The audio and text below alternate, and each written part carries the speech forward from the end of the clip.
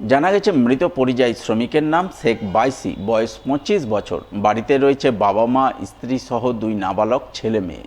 তাদের মুখে দুবেলা দুমুঠো অন্ন তুলে দিতে শেখ বাইসি প্রায় 2.5 মাস আগে অন্ধ্রপ্রদেশের শ্রমিকের কাজ করতে যান। সেখানে তিনি এক ঠিকাদার সংস্থার অধীনে বিদ্যুতের তার টানার কাজ করছিলেন। সেই কাজ করতে গিয়েই গত 20 তারিখ তিনি বিদ্যুৎস্পৃষ্ট হয়ে উপর থেকে নিচে পড়ে যান। সঙ্গে সঙ্গে তাকে আশঙ্কাজনক অবস্থায় স্থানীয় হাসপাতালে ভর্তি করা হয়।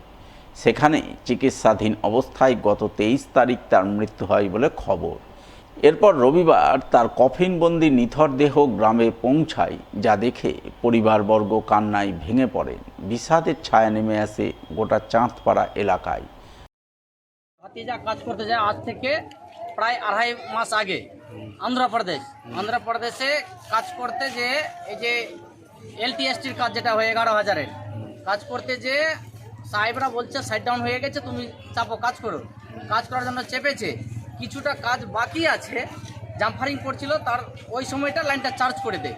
কে চার্জ করে এটা কোম্পানির লোকই বলতে পারবে বা সাহেব বলতে পারবে, ঠিক আছে। কাজ ছিল আপনার পাওয়ার গ্রিডের, হ্যাঁ।